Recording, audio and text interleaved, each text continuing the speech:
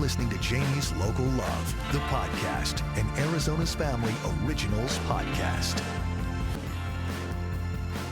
Hi, everybody. I'm your host, Jaime Soretta. On this podcast, we celebrate everything local. And there's one company in town that is really putting Arizona on the map. I have Kailee Asher with me. She is Director of Communications at Barter and Shake. But she is also a brand new author as well. So may I introduce you, Kailee Asher, author to our podcast. Congratulations on all you have done. Thanks. And I want to go back to Barter and Shake and this company that you and your husband created with a couple others, right? Mm-hmm. Tell me about the story with Barter and Shake. So Jason was approached back in 2014 to help open a cocktail bar concept with Peter Kaspersky, who owned Cowboy Chow. And we sat down and had a few meetings with him and his director of operations, Rich Furnari, who's now our business partner, about opening it was supposed to be a sandwich maker during the day and a cocktail shaker at night. That didn't happen, or did it? It didn't happen. Yeah. But that was kind of the original idea. And we opened Counterintuitive in February of 2015. Counterintuitive was it was a small little bar. It was where Seesaw used to be with Chef Nobu, and F&B's original location was before they moved. And it was this tiny little location. We didn't have a lot of budget, but they decided to open this cocktail bar. We were just open on Friday and Saturday nights. And we changed the concept every 4 to 6 months. Oh, wow. It became kind of this incubation space where we could test out new ideas.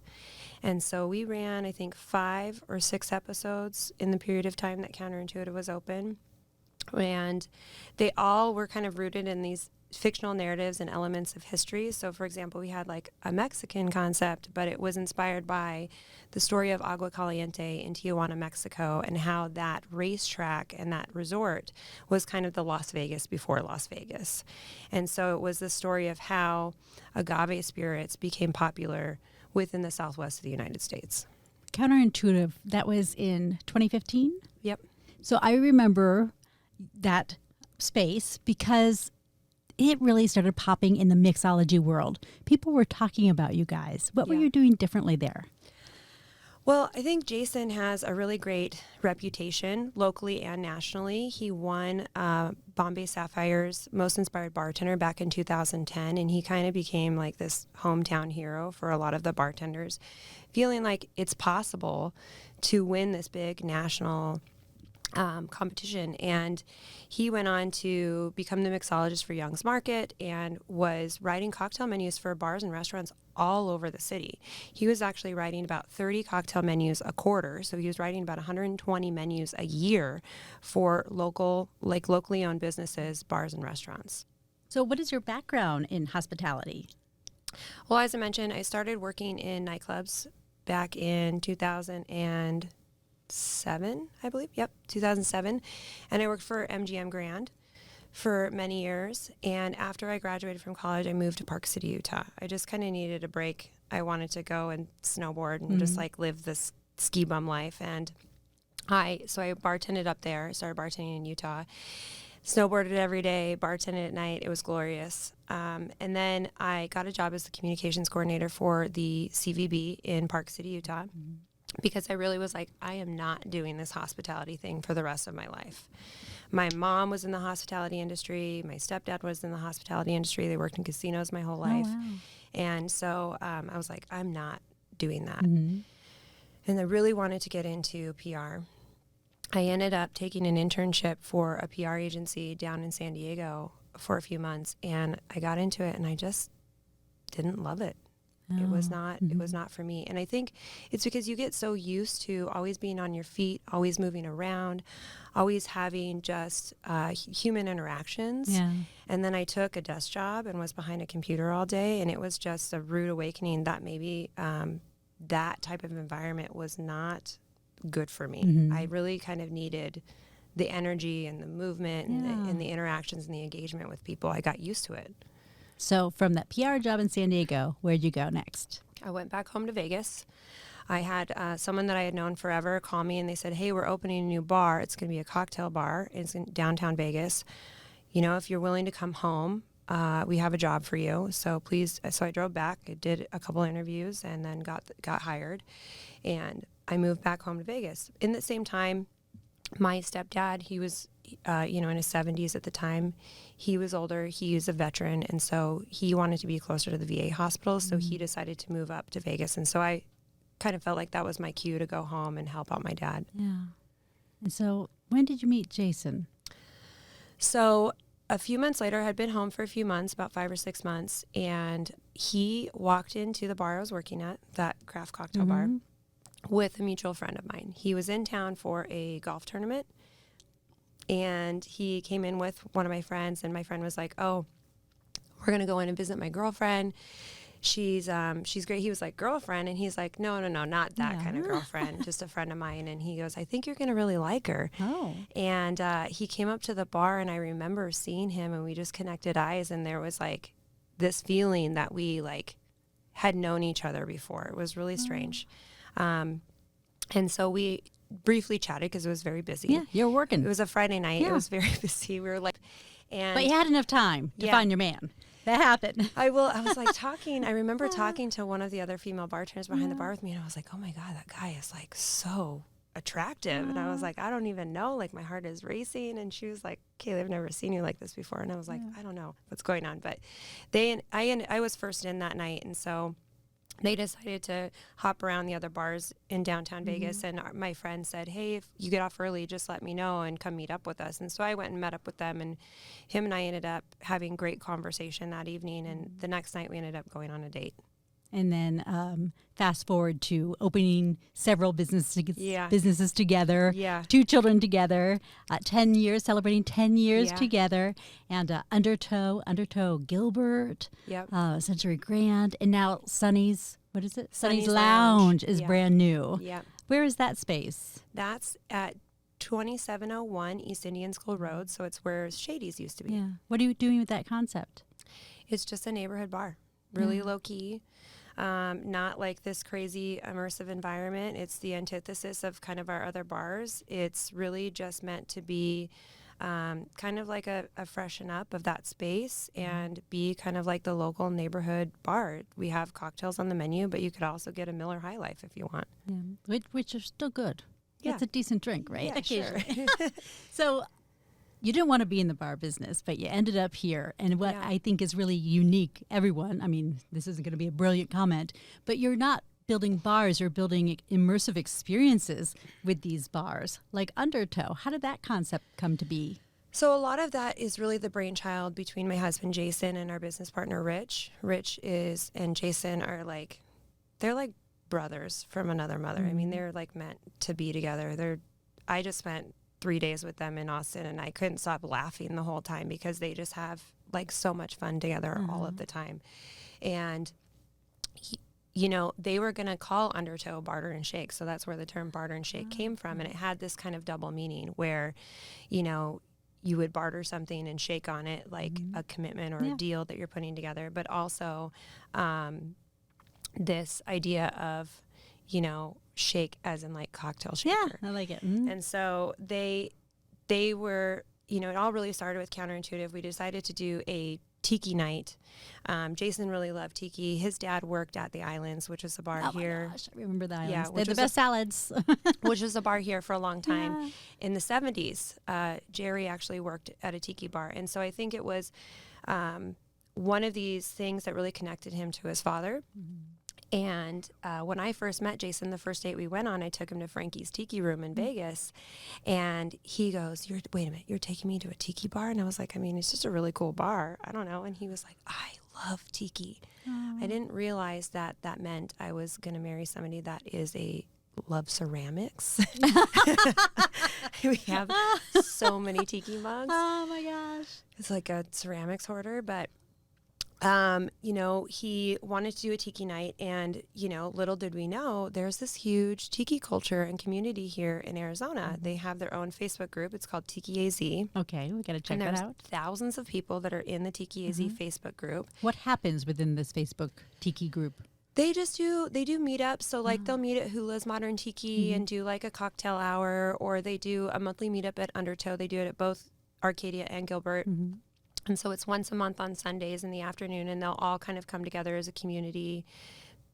A lot of them have their own like tiki bars in their houses. Oh my gosh. And so they'll meet together and At the home bar. the home bar and do Yeah. like tiki nights. And it's just this kind of like fun social group, just a social club. And they've built a lot of like relationships with amongst each other, and they're very supportive of local businesses. They're also, really great regulars for us and our guests. And they really kind of help build this like solid foundation of regulars that come into Undertow. And Undertow, it's not just a tiki bar. I mean, it's almost like a Disneyland ride because of how you created that. That first location was, what was it in? It was an oil Basement of place Sip. where you'd get your oil changed. Yeah, So it was you'd in an keep- old Jiffy Lube. Yeah. So you would go downstairs. The new location is inside Century Grand. Yep. But tell me about the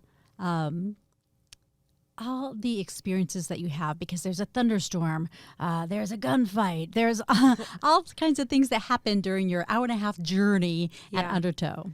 Well, so again, it really was kind of the brainchild of Jason and Rich. And Rich, our business partner, has always said, he's like, this day and age, a lot of the times, I've been to so many restaurants, I've been to so many bars, and oftentimes the restaurants and the bars, create a cool aesthetic, right? They may create a great, environment, but you really have to kind of rely on the guests that you're with to create the experience. And so if you're wanting to create these memorable experiences, then why don't you go above and beyond and create kind of this fourth element, right? Why don't you engage with every single sense that somebody has versus just taste or just smell or just visual, right? Like there needs to be some sort of like auditory aesthetic.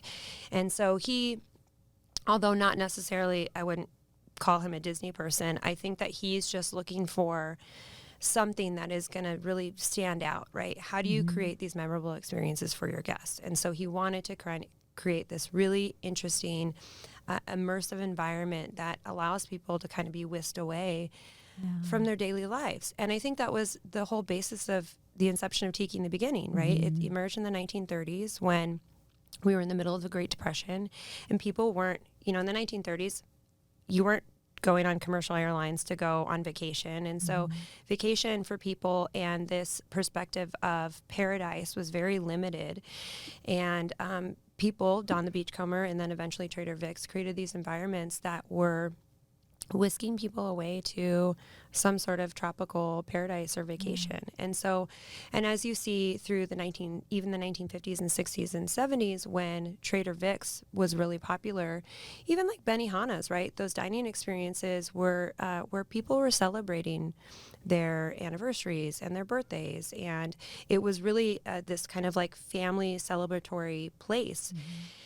And that really was kind of the idea and the inception and the foundation of Undertow, was how do we create this really amazing, incredible space for people to just not realize that they're in Phoenix anymore. Yeah. I mean, you are whisked away. Yeah. Tell me about, I don't know, what's happening with the audio? What's happening with the visual? I always like to sit near a porthole. Yeah, so we put like 4 HD TVs behind the walls, and Rich doesn't like me to give away all the secrets, so I have to be cautious about what I say. But, they had computer-generated illustrations, a video created for that space, and he installed, a sound system. I don't remember. It's called Spatial, I believe. He worked with Spatial this time to create this kind of surround sound system with all of these special effects. And so depending on the chapter of the menu, you're going through a different scene. And so they would change the portholes every single menu. And we've created more kind of like general one now, but there were like cannon fights. Yeah. That was my favorite one. They were like exciting. cannon fights. And then one of them, the lights will dim, and there were darts because they were going through the Amazon. There were like darts that would light up with like glow in the dark paint on the back wall. And then you would hear the darts kind of flying through the room. And so it would get dark and you would see all the darts light up, and then you would hear the darts. And you know, it's always something. They're always coming up with ideas. I always joke that my husband is like just this idea generator. We were sitting at breakfast this morning and he's like, hey, I have a really good idea. And I'm like, of course. What now? Should I write this one down? Did you? No, because like you told me that one before. Oh, okay. That's already been documented. Yeah. And so he's like, whoa, I knew it was a good idea then. Okay. And so, you know, they always go back and forth. The Undertow Gilbert, since we just opened it last October, has 2.5 years of new technology. So if you haven't made it out to that location, it's a little bit far, but it's got all of this other technology that is, when the thunder and lightning storm goes off, there's a whole like rain effect that goes across the back bar. So you can see, it looks like it's raining. And then all of our tiki totems open their eyes. Oh my gosh. Yeah, it's crazy. And so they like open their eyes and they like look around and they like open their mouth and it's like, whoa. Oh my gosh. It's so cool. The special effects that are in that space, really, I mean, we've traveled the world, not the whole world, but we've traveled to some significant places and we travel all over the U.S. And I haven't seen another bar that does anything like we're doing from that kind of visual audio component. So that's something that's really special. And then Rich, our business partner, is the one who handles all that and puts all that together. Okay. I'm going to Gilbert. You have to. I got to go check it out. Yeah. I'll be your DD. Okay, thank you. Because the drinks are strong. And, you know, we talked a lot, even during the pandemic, a lot of people were cocktailing at home. You have always, Barter and Shake has always been a proponent of education and helping to grow up other bartenders who want to be great at their jobs. Yeah. Talk to me about the education. Well, take a quick sip of water. Well, you know, we have put together, since we started Undertow, we put together a bartender compendium, and that bartender compendium goes to our bartenders that are hired, and it kind of has all the information that you need to know to be successful in the program. Whether that's, you know, descriptions of bar tools or descriptions of like technique and methodology of how to shake certain drinks or how to like mix certain cocktails depending on what the ingredients are in the drinks, to back of house prep and how we run our commissary kitchen, to classic recipes that Jason has tested out every single one, because there are a lot of classic recipes that are not very good, and my husband likes to fix them all. Oh. And so we have our own approved list of classic cocktail recipes. So if somebody asks for an airmail, then we've got that recipe, or an aviation, we've got that recipe. And so the bartenders can make those classic drinks if somebody absolutely doesn't want something on the menu. But for example, at Century Grand, there's 110 drinks across all three spaces. So you've got 40 drinks on Undertow's menu, approximately 40 drinks on Platform 18's menu, and 30 drinks on the Greyhound menu. So I would be hard pressed to believe that we don't have one drink on the menu somewhere that somebody would probably enjoy. And the bartenders are very well informed and can guide you very well as well. Yeah. You mentioned a couple concepts that I want to make sure we talk about before we talk about your book, because as we're talking about all this cool stuff that you guys are doing, you have documented a lot of knowledge and a lot of ways that people can avoid some mistakes, et cetera. So I want to get to that. But first, Century Grand and Greyhound, what are those concepts? So Century Grand is basically home to three concepts, right? So you've got Undertow, Platform 18, and Greyhound RX.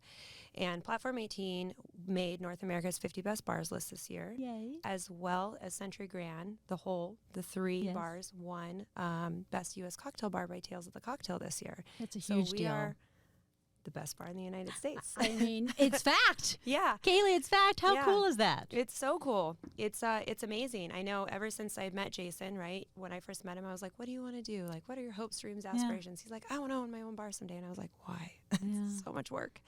And he was like, but I don't want to just like own a bar. I want to own like the best bar. I want to own the best bar in the country. And so I think that he really manifested that. You know, his goals and his focus they've never really changed. But we've made a lot of mistakes. You know, when we first opened Counterintuitive, there was not a lot of structure there. We didn't have a lot of investment in the space, so we didn't need a lot of structure. It was really allowed to be kind of this incubation space and this space where creativity could just flow and they could kind of create whatever they wanted.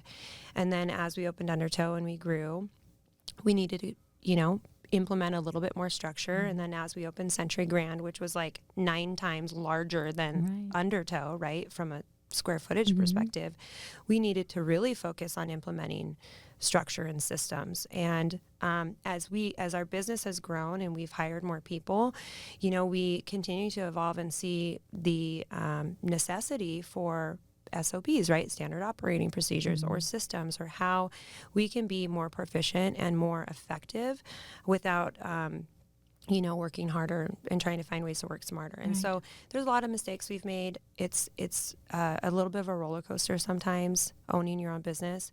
And so I think as we've grown and we've learned all of these things, and the importance of like understanding your financials and running your P&Ls and sitting down as a group and looking at your P&Ls. And so we sit down on a period basis, and we hired an operating partner. His name is Matt Snap. He was with Fox Restaurant Concepts for many years. And so we sit down as a collective group, myself, Rich, Jason, Matt, and Courtney, our director of operations. And we review all of the period financials. We review the P&Ls. We go over, where things were up, where things were down.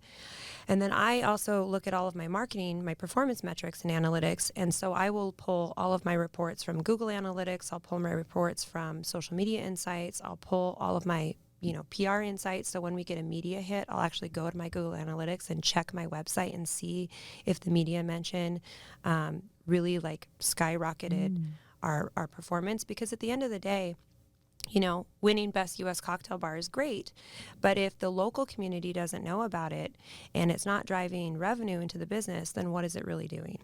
So let's talk about what you built. You built us.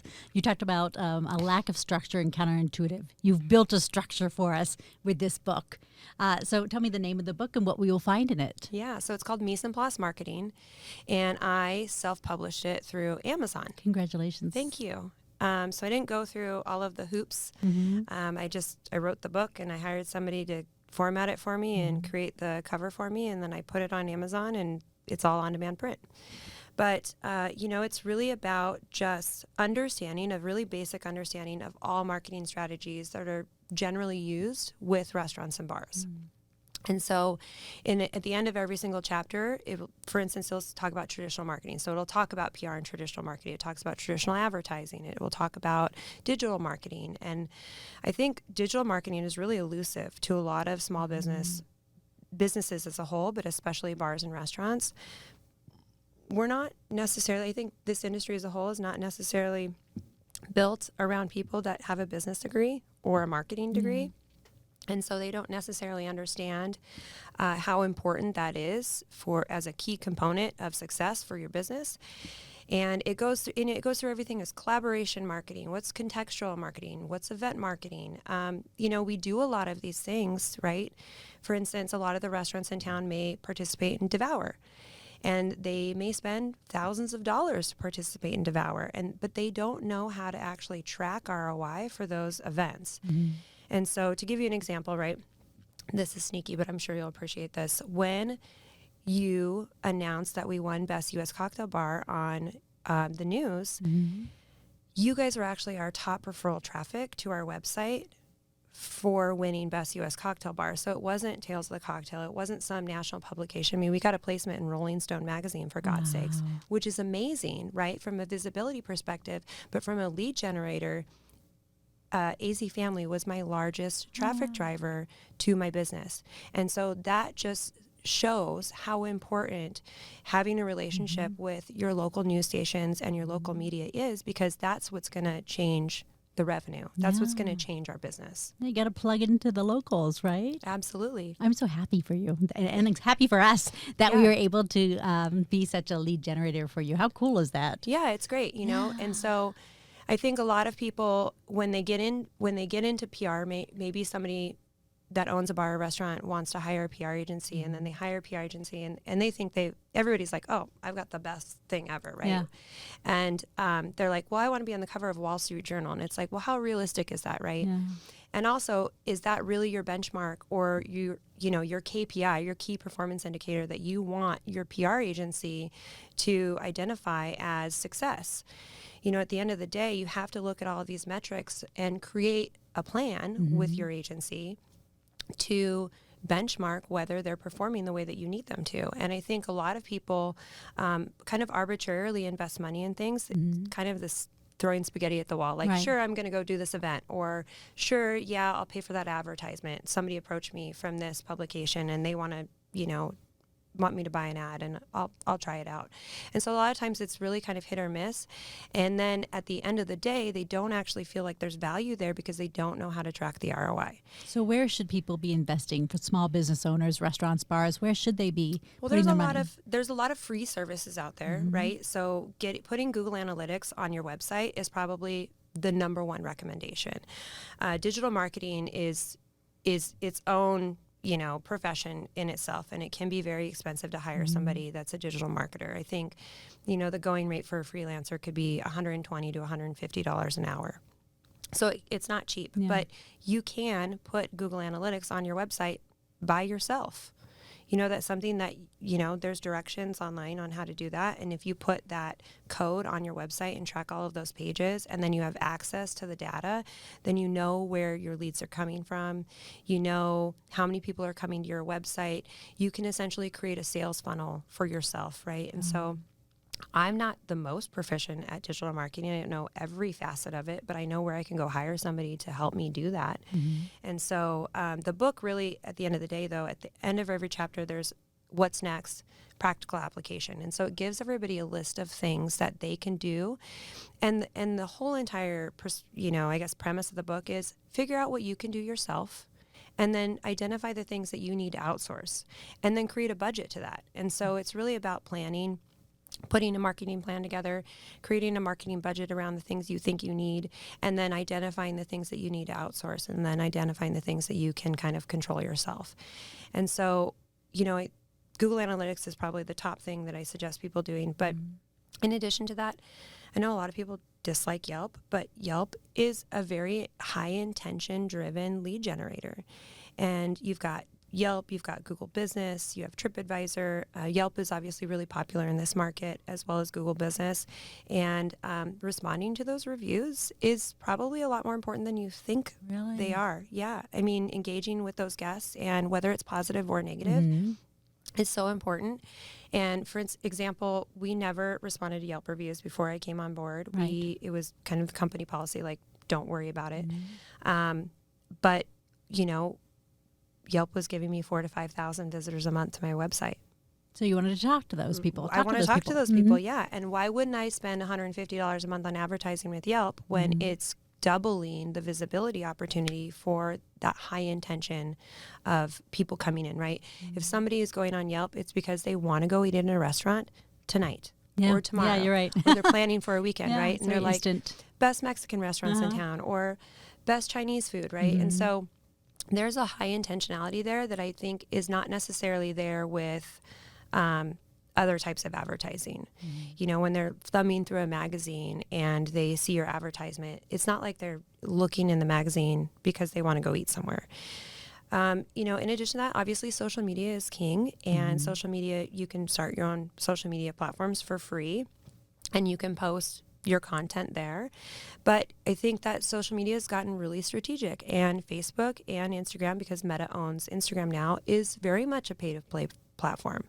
So, you need to be prepared to advertise if you are trying to capture new leads. So it's worth it, you think? Yeah, I think so. I mean, I would say, like, from a high intentionality, Yelp is obviously top, kind of like top level, but people want to see what they're getting themselves into. And I think a lot of the younger generation are looking at Instagram and looking at Facebook for, what is this person offering? And I will tell you, in my previous job, where I was a sales rep and the director of brand development for a tequila brand, I would have to go visit bars and restaurants all over town because I had to sell them tequila. Yes, of course. And I would use Yelp to find new places to go visit, right? New restaurants, what's new in town. I would also try to kind of like map out my day, so I wasn't driving, from Surprise all the way to Gilbert or whatever. And I was using that platform, but when I was going into bars and restaurants, what I was noticing was a lot of them didn't have great websites, right? They didn't have a website at all. And so you would click on the Yelp link that they had or the Google business link, and it would take you either to like a really old defunct Facebook page or it would just take you to their Yelp page. And so it does you a disservice by not having a website and not having a nice looking website, even if it's just a landing page, because that's where you can capture all the data through Google Analytics. And that's really about retargeted marketing, right? How do you kind of fish where the fish are? Instead of kind of, again, throwing spaghetti at the wall and saying, oh yeah, sure, I'll just invest this money in this advertisement, or yeah, I'll go do this, or I'll go do this broadcast segment. You know, how many leads is that broadcast segment landing you? And broadcast advertising can be expensive, rightfully so, because they are some of the largest lead generators for businesses. So if the news station calls you, you say yes. So Yeah. businesses should say yes. They should say Yeah. yes, absolutely. And I think, you know, it's a little bit hard for us because we have such an immersive environment. Our policy is usually that we want to do on site. Yeah. But sometimes it's important to get into the Studio or into the whatnot, studio. yeah. And I've seen lots of restaurateurs and chefs do those features. I just saw one for Macayo's because they were doing their love Macayo's. they were doing their chimichanga challenge, right? Yum. Uh-huh. And so, but those things are great. It's a great lead generator to just remind people that you're there. And the people who are in your neighborhood, Yeah. who can stop by on the way home from work or whatnot. Totally. On this podcast, you gave me so much great information. Our business owners need to listen to what you just said. But I like to talk about the jump. So when you make that jump into going into business for yourself, what did you learn? What do you tell people who might be wanting to do this themselves about that jump? Wow. It's always scary. I think that, you know, you can find yourself, you're never fully prepared. But to surround yourself with good people, to surround yourself with people who know more than you do. If you're the smartest person in the room, you're in the wrong room. And listen to those people, right? I think there's a lot of people out there that do surround themselves with, you know, other great individuals that maybe have different strengths than they do, but sometimes they don't want to listen to them. And listening to them is just as important. You know, you've got a collective group of people that you can provide you feedback, and you should listen to that feedback.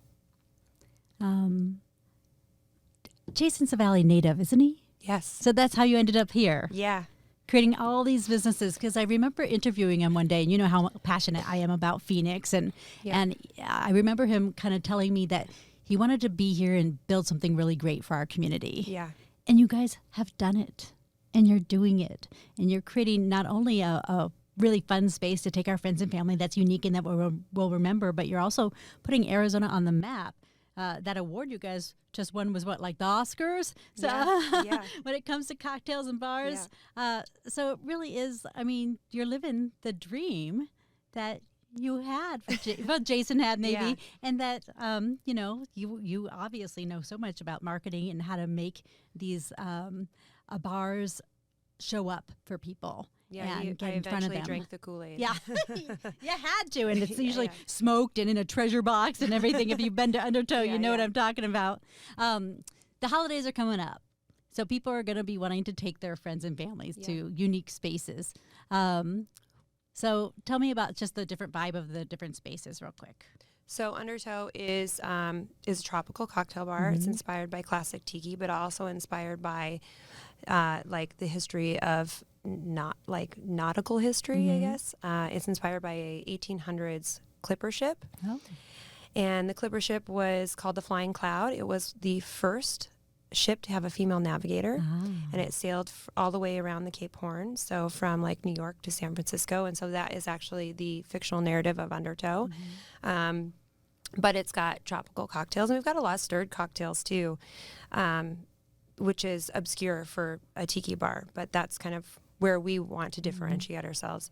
And then Century Grand is actually inspired by kind of the Transcontinental Railroad, and they walked into that space, which used to be another business that didn't last very long, and they were like, wow, it's so big, it's expansive, it kind of feels like a train station in here. And so they really kind of allowed the space to kind of talk to them and tell them what they think would be good in that space. And Greyhound's inspired by 19th century New Orleans, because New Orleans has a really warm place in our heart because we've been going to Tales of the Cocktail for so many years, and it was the first city to license a pharmacist, so it's supposed to be a New Orleans apothecary.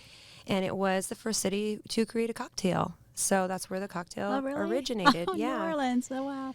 And Was so- it the hurricane? No. It was called a cocotte, and it was served in an egg cup. And this is, I don't know how accurate this is, but Antoine Péchaud, who was a pharmacist, had created this and was, serving this concoction with his bitters, Péchaud's bitters. And so that's what I'm sure it had rye whiskey or cognac in it. And he was serving that to guests. But the space really is about kind of paying homage to cocktail history, paying homage to U.S. history. The Transcontinental Railroad changed the landscape of the United States as a whole, and it really just expanded the United States through the West and that westward expansion. I think there's a lot of railroad history here in Arizona, as a lot of things were kind of coming through El Paso and New Mexico and into Tucson.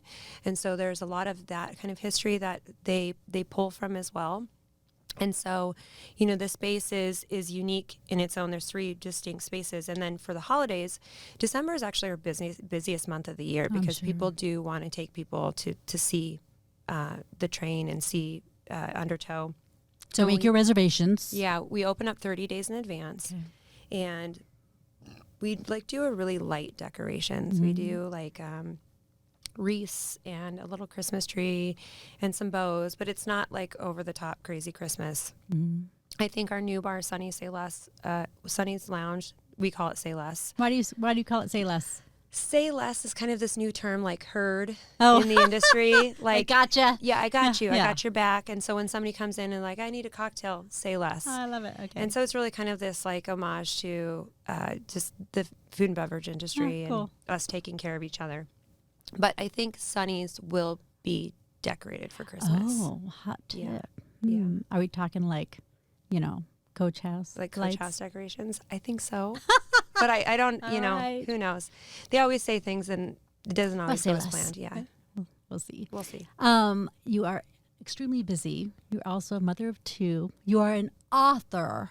What are you loving in Arizona right now? For fun, for play? Are you eating something, drinking something, doing something, going somewhere? What are you loving in AZ right now? Oh my gosh. Well, I'm excited that obviously all of the pumpkin patches are going to open back up soon. And so I'm waiting for my mom to come to town, and then we're going to take the kids probably to McDonald's Farm or, something like that. That's always fun. There's a couple of restaurants that we absolutely love to go to, and we go there quite often. I will say Jason's a bit of a creature of habit, so if he has amazing food somewhere, he loves going to those places. Glybon is one of our absolute favorites, and we love Kat and Dan. We love Vicina. Oh, yes. Vicina is so good, and it's been there for a few years now. So sometimes when we're going to do a date night, we'll go to Vicina. We love doing like an early 4 p.m. like blue plate special. I love it. Not really a blue plate special, but we early dinner. Yeah, we love going to Tarbell's Tavern. Yes. They have the best burger in town. And we're not really burger people, but we always go there and get a burger and get a bottle of wine. And so we can walk there. So that's always fun for us to do, to just walk and go get a burger. Let me see, what else? I mean, we love going to Bacanora. That's a great place. It's hard to get into. I've not been yet. We love visiting all of our other friends at the other cocktail bars. And so we're actually, one of our primary marketing initiatives is pop-ups and getting other bars into this market and coming and seeing what everybody has to offer. And obviously they're doing a pop-up at our bar, but we try to host them and take them out to other places. And so we just had PCH from San Francisco in, and we took them to Quartz. And I think what Maxwell Berlin is doing there at Quartz, if you haven't been there yet, the drinks are incredible. Really? He's so talented. He's a very talented person. And we took him to Little Rituals to see Aaron, and Aaron obviously does an amazing job and is just 5-star hospitality. We went and saw Ross at Bitter and Twisted.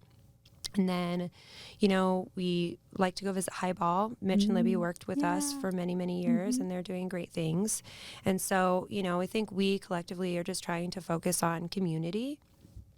And supporting your friends. Yeah, and supporting your friends. And then I'm on the board of directors for the USBG, the Bartenders Guild, and I'm the education chair. So I'm involved in a lot of the education for the local bartending community. I think we could use a few more members because it's what we're doing from an education perspective is incredible. We just had Kate Gerwin from Happy Accidents in Albuquerque, who won Best U.S. Bar Team this year for Tales and won Best New American Cocktail Bar last year. Yesterday, she did a seminar about bar ownership. She has a really fascinating business structure. She actually got a distillery license and buys large quantities of booze and then proofs everything. And she has this cocktail bar, but it's a distillery, and she mitigated so much of the cost. And so she has this really, really intentional and intelligent business model that nobody else is really doing across the country. We had about 32 attendees, and everybody that attended walked out of that seminar and they were like, wow, this was incredible. So, I think that the USBG is doing some fun stuff, really, again, focusing on just building community and supporting one another. And I think our industry is sharing a lot more information these days than they used to. Yeah. That's wonderful. It's nice to see the collaboration, especially in Phoenix, our hometown, and how people work together and bring each other up. Now, did your family own a small business here in town? Yeah, Soretta Candy. Yeah. My mother-in-law was actually telling me about this. Oh, hi, mother-in-law. Yeah, Lisa. She was like, I've known her since she was a little girl because we used to go to the candy store all of the time. Oh, my gosh. Oh, that's so sweet. She was like, we should go there. Yeah, you should. We're great around the holidays, too. We'll probably put up some lights and some decorations, too. Yeah.